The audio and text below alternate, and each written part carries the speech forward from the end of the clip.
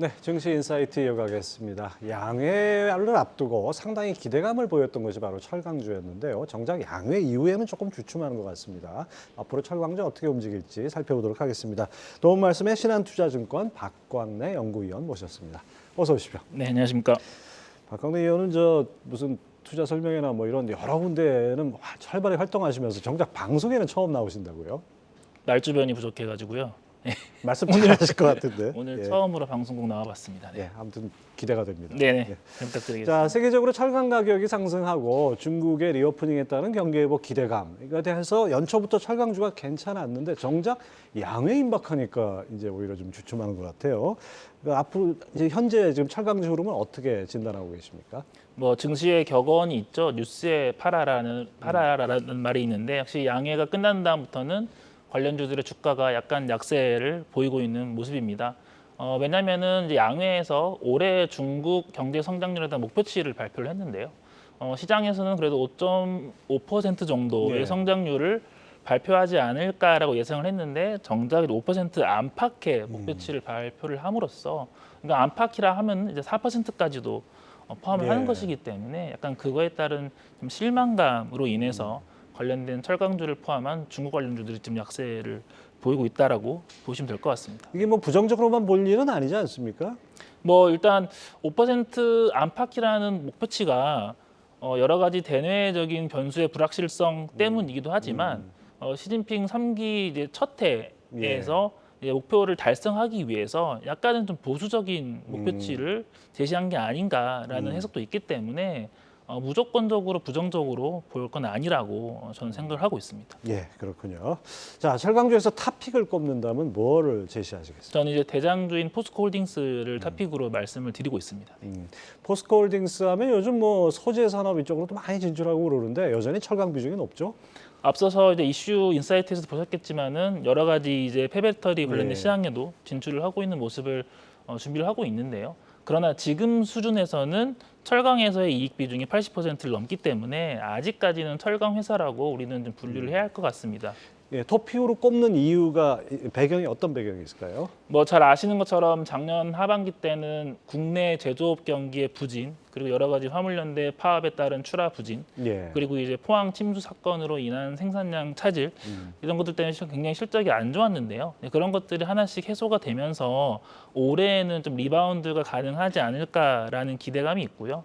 그리고 이미 지금 중국에서는 철강제 가격이 지금 상승을 하고 있기 때문에 거기에 후행해서 우리나라 판매 단가도 올라갈 수 있지 않을까라고 전망을 하기 때문입니다. 예, 그 위원님께서는 리포트를 통해서 포스코홀딩스가 2분기부터는 본격 회복할 것이다 이렇게 전망을 하셨어요. 네. 좀 더 설명을 해주시죠. 일단은 이미 포스코홀딩스는 1월부터 주요 제품들의 유통 가격을 인상하기 시작했습니다. 그래서 이제 그런 유통 가격의 인상이 결국에는 후행을 해서 분기 판매 단가 상승으로 이어질 것이라고 저는 전망을 하고 있고요. 그리고 앞서 말씀드린 것처럼 이미 중국에서의 가격은 지난해 11월부터 반등을 시작을 했는데요. 이제 우리나라 판매 단가는 그것의 한 개 분기 또는 두 개 분기 정도를 후행하기 때문에 올해 상반기부터는 확실한 ASP 상승이 나올 수 있다라고 생각을 하는 바입니다. 그리고 앞서 언급드린 것처럼 작년에는 포항 침수 사고 때문에 출하가 부진했는데 그런 것들이 또 정상화되는 면도 우리가 감안을 해야 되지 않을까라고 생각을 하고 있습니다. 작년에 하여튼 이런저런 사건 사고들이 많았습니다. 그렇죠, 네네. 예. 자, 포스코홀딩스 목표 주가하고 투자 전략은 어떻게 잡아야 될까요? 39만 원을 제시를 하고 있고요. 목표 PBR은 0.5배 초반대를 지금 설정을 하고 있는 바입니다. 그 39만 원이라는 목표 주가는 이제 과거의 ROE와 PBR 간의 상관 분석을 통해 얻은 적정 PBR에다가 이제 우리가 지금 시장에서 많이 기대하고 계시는 리튬에 대한 사업 가치를 별도로 애드를 해서 만들어진 목표 주가라고 보시면 될 것 같고요.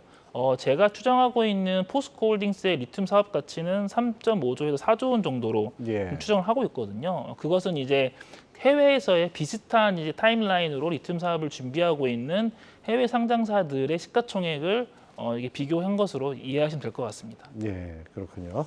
자, 그다음에 연구원님 리포트를 통해서 그 현대제철이 올해는 단계적 이익 회복을 예상하셨어요. 어떤 배경이 있습니까? 앞서 포스코에서 말씀드린 것과 비슷한 궤라고 이해하시면 될 것 같고요. 일단은 국내 제조업 경기가 작년에 극심히 안 좋았던 것에서부터 바닥을 치고 개선되는 모습을 첫 번째 이유를 말씀드릴 수 있을 것 같고요. 그리고 현대해철 같은 경우는 생산량의 절반 정도가 봉영광류 제품군으로 이루어져 예. 있고요. 그 봉영광 제품은 굉장히 많은 비중이 건설 산업으로 투입이 되는데 올해 초였죠. 여러 가지 이제 부동산 규제가 완화되는 것들이 발표가 되면서 관련된 센티멘트가 좀 개선될 수 있다라는 측면에서 주가는 그것에 긍정적인 반응을 하지 않을까라고 생각을 하고 있습니다. 뭐 아울러서 현대제철의 목표 주가와 투자 전략도 좀 설명을 해주시죠. 목표 주가는 4만 7천 원 정도를 생각을 하고 있고요. 목표 PBR은 0.3배 초반을 지금 설정을 하고 있는 바입니다. 이제 포스코보다는 낮은 목표 PBR을 왜 그렇습니까? 네, 일단 상대적으로 ROE가 낮다라는 것에서 방점을 찍고 있고요. 아무래도 좀 수익성이 좀 낮고 전반적인 마켓 회사의 규모가 작기 때문에 그런 약간의 디스카운트를 좀 감안해야 되지 않을까라고 생각을 하고 있습니다. 뭐 점진적인 이익 회복이 예상된다. 그러면 뭐 이게 접근하는 방식도 좀 점진적으로 가야겠죠. 그렇죠. 일단은 계단식의 이게 영업이익 기준으로 계단식으로 좋아지는 모습을 예상을 하고 있고요. 근데 이제 주가는 이미 그런 것들을 좀 선반영하고 있는 모습인 듯합니다. 그래서 지금은 바닥 대비 주가가 양사 모두 많이 올라간 상태이기 때문에 좀 차익 실현 욕구도 좀 있을 수 있는 구간이라서 그래도 좀 보수적으로 투자하고 싶으신 분들은 4월 중순 이후에 있을 1분기 실적 발표를 보시고 접근하셔도 된다라고 생각을 하고 있는데 이제 그 사이에 우리가 예상하지 못하는 긍정적인 뉴스 발표와 함께 주가가 이제 빨리 또 올라갈 수 있는 리스크가 있기 때문에 네. 그런 것들은 좀 감안하셔야 되지 않을까라고 생각하고 있습니다. 네. 자, 최근 이 포스코와 현대제철, 이 철강 빅2가 주주를 정한 뒤 배당금을 확정하는 깜깜이 배당 관행을 없앤다고 들었어요. 이것이 뭐 아무래도 코리아 디스카운트의 많은 요인 중에 하나 바로 그런 점인 것 같은데요. 이번 정기주총에서 정관 변경을 추진한다고 하는데 이런 배당 절차 개선이 투자자들한테 도움이 되겠죠? 당연히 물론 될 것으로 판단을 하고 있습니다. 일단 미국과 같은 선진 시장에서는 미리 배당을 발표하고 나중에 이제 배당락이 이루어지는 식으로 많이 이제 일반화되어 예. 있는데요. 우리나라는 그걸 이제 좀 일반화하겠다라는 걸음마 단계인 것 같고요.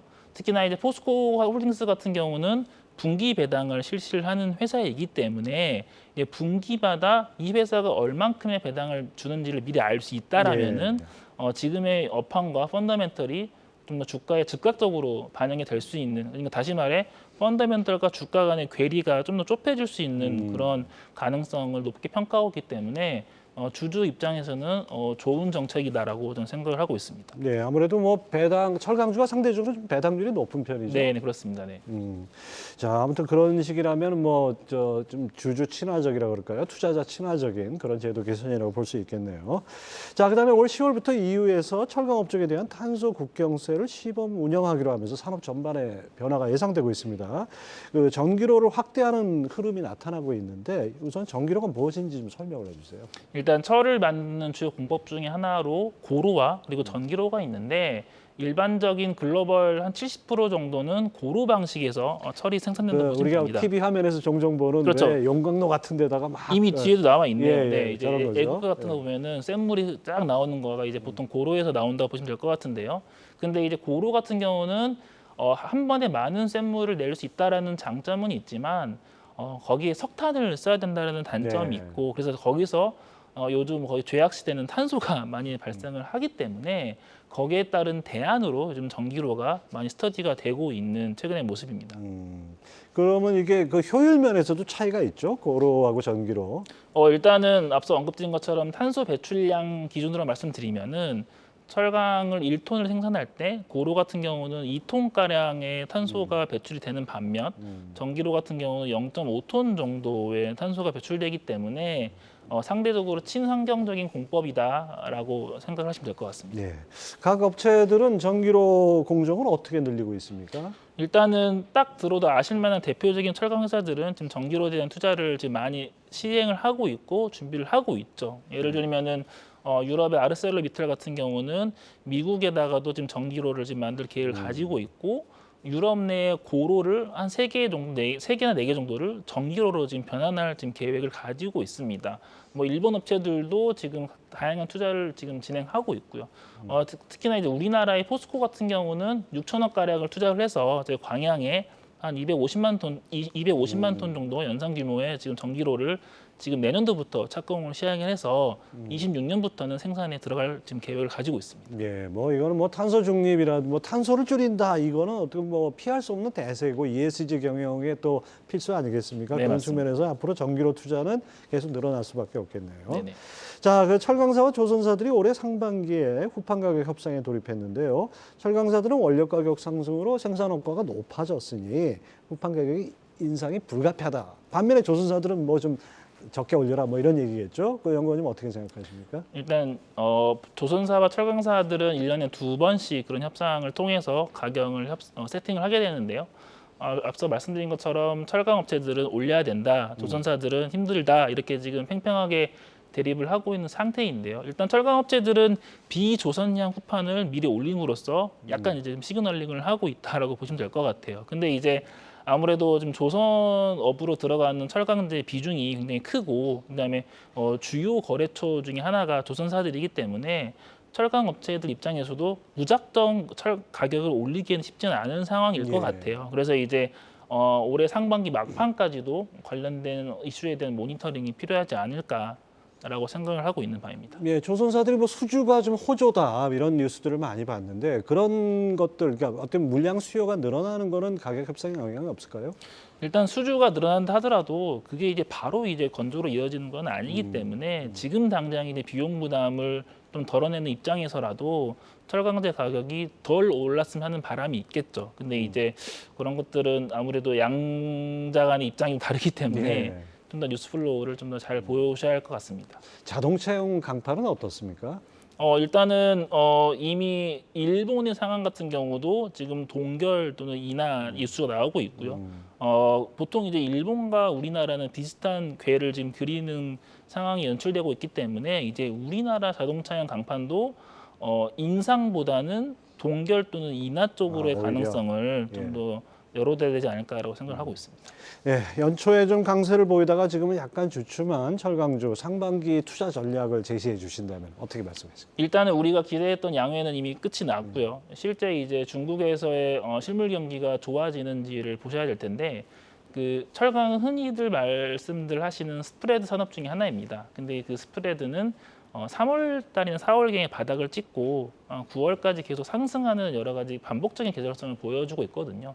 근데 지금이 3월이기 때문에 3, 4월 동안에는 약간의 조금 박스권 흐름을 나타낼 수 있지만은 중국 경기가 회복이 되면서 관련된 업체들의 실적과 주가도 우상향하지 않을까라고 좀 생각을 하고 있는 바입니다. 중국 경기 말고 뭐 우리나라 경기나 글로벌 경기하고의 상관관계는 뭐 상대적으로 적은가요? 중국 경기에 비해서? 물론 있죠. 있는데 그 중국 쪽에서의 철강제 가격의 흐름과 포스코 홀딩스 주가 간의 상관계수가 매우 높게 나오거든요. 예. 그래서 이제 저처럼 이제 분석을 하는 사람 입장에서는 우리나라도 중요하지만 중국 시장에 대한 모니터링을 좀 더 많이 하고 있는 바이고요. 물론 우리나라 시장에서도 주요 전방 산업인 건설, 자동차, 뭐 조선 등과 같은 이제 수요 산업에서의 지금 상황을 보셔야 되는데 일단은 조선 산업은 엄청 어려운 국면은 지났고 건설은 좀 더 지켜봐야 할 것 같고 자동차는 좀 중립적인 입장이기 때문에 네. 셋 다 조금 시계가 좀 모호한 상태이긴 하거든요. 그래서 이제 그런 것들이 조금만 더 좋아질 수 있다 하면은 주가나 실적이 더 좋아질 수 있다라고 보시면 될 것 같습니다. 그렇죠. 건설이나 조선, 자동차의 연관 산업이라는 측면에서 또 지켜볼 수 있겠네요.